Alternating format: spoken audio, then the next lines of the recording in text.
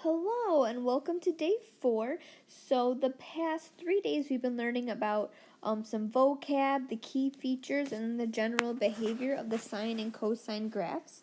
Today we are going to actually graph sine and cosine for the first time. But first, can you please pause this video, look at number 1, the warm-up, and answer any key features that you can. So press pause and see what you can fill in. Okay, to start us off, the midline is the line in the middle. And so it is at y equals 1. Amplitude is your distance from mid to max. Remember, amplitude is always positive. So from mid to max, your amplitude is 3. The period is the length of one cycle. So if I were to start at 0, let's do 1 full cycle. In this case, it ends up being 2 pi. So that's period 2 pi. Domain, well, this graph will go on forever. We're just showing you a tiny little part of it. So negative infinity to positive infinity. And then the range, the very lowest this graph goes is negative 2. And there's an actual point there, so I will use brackets. And the very highest this graph goes is 4, and there is an actual point there, so I will use brackets again. Okay, so now let's actually create our own graphs of sine and cosine. So go ahead down to example 1. So our first graph is a sine function. The blank is 3 sine of x. So just looking at this, things I can identify right away. My a value is 3. A is your amplitude. Again, amplitude is always positive. My b value would be the number that is in front of the x. There's nothing there. There's secretly a 1.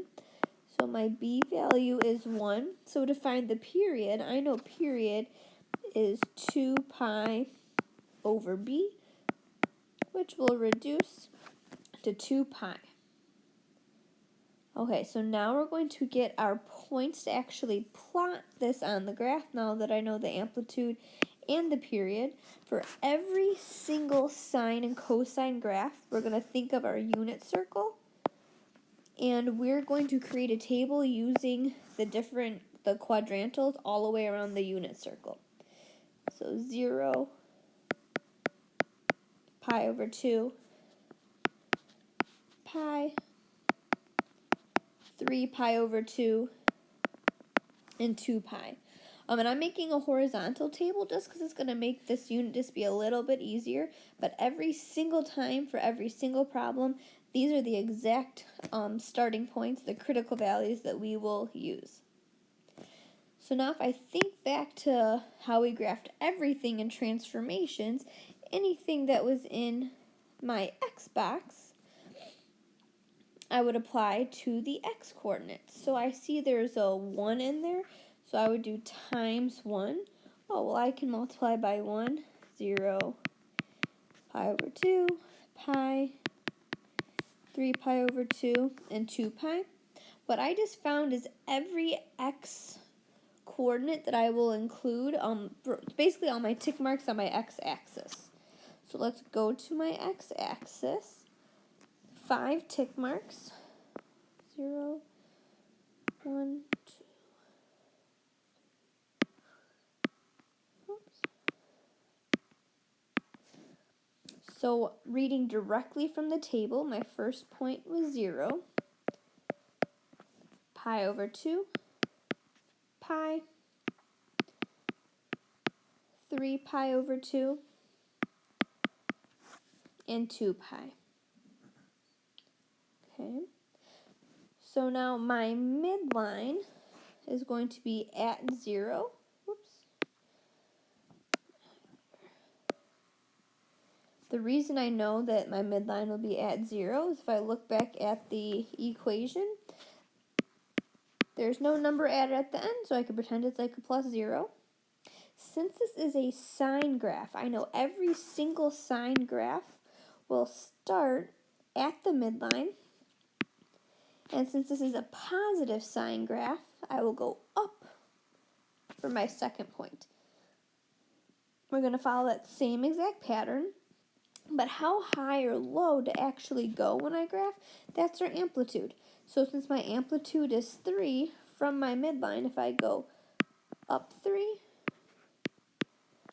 and down 3. So now let's plot our points. Sine starts at the midline. It's positive, so then I'll go up, down, down, up. And then if I connect my dots, I just graphed one period of the sine graph. Okay, let's graph a cosine graph. So moving on to problem B, the first thing that I'm able to identify is my A value out in front. There's a negative and nothing there, so I know my A value is -1. My A value tells me the amplitude. My amplitude is 1. It's always positive because it's a distance.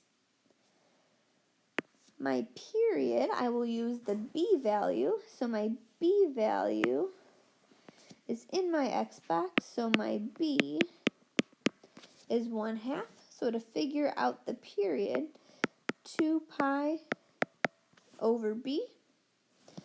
If I were to simplify this, that's like 2 pi times the opposite reciprocal, 4 pi. Okay, so now let's start with the same table we will use for every single sine and cosine graph. My x values will be all the quadrantals of your unit circle. 0, pi over 2, pi, 3 pi over 2, and 2 pi.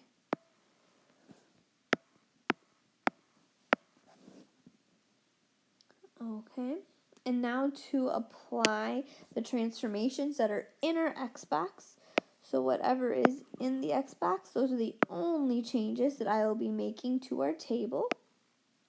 So since there is a 1/2 as my B value, I know that this B value, I will do the reciprocal operation. So instead of times 1/2, I will do times 2. So 0 times 2 is 0.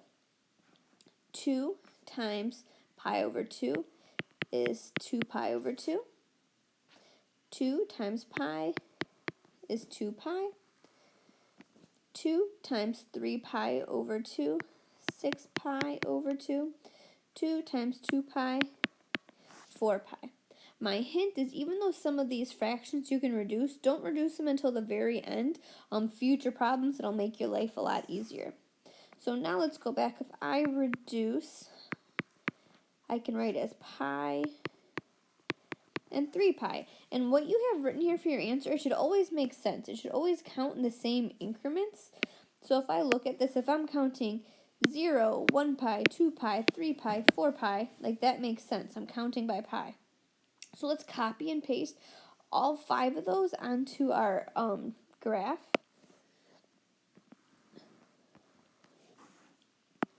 So I started with 0, pi, 2 pi, 3 pi, 4 pi. Shoot. There, pi, 2 pi, 3 pi, 4 pi.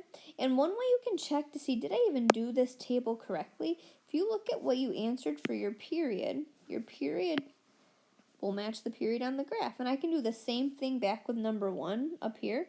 My period was 2 pi, and if I look, I started at 0, went to 2 pi, so my period was 2 pi. So that's one way you can check. Okay. So now, Let's see if there's a midline I need to draw on here. There is no plus a number at the end, so it's plus 0, so I know my midline is at 0. That's important because when I have cosine, I will either start above or below the midline. How high or low to start at has to do with the amplitude. Since my amplitude is 1, I will go up 1 to a maximum, down 1 to a minimum. So the basic shape of this graph, this is a cosine, this is a negative cosine.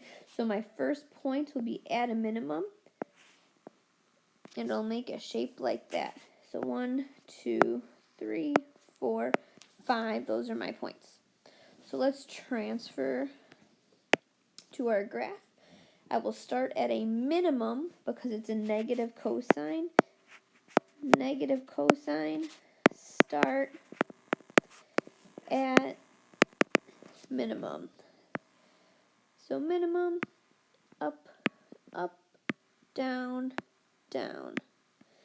And when I connect these dots, it should make a nice curve. Okay, so that's what 1 period of a cosine graph. Okay, going on to number 2 at the bottom, the domain and range. Can you pause this video? Try this, just see what you can answer. And you can use the warm-up at the top to help you. So if I were to sketch this graph, I was able to use the amplitude to tell me the maximum and the minimum. That will actually tell me the range. I know my domain is negative infinity to positive infinity. My range is from negative 3 to positive 3. Okay, and now what you can add to your summary sheet is domain and range for both sine and cosine.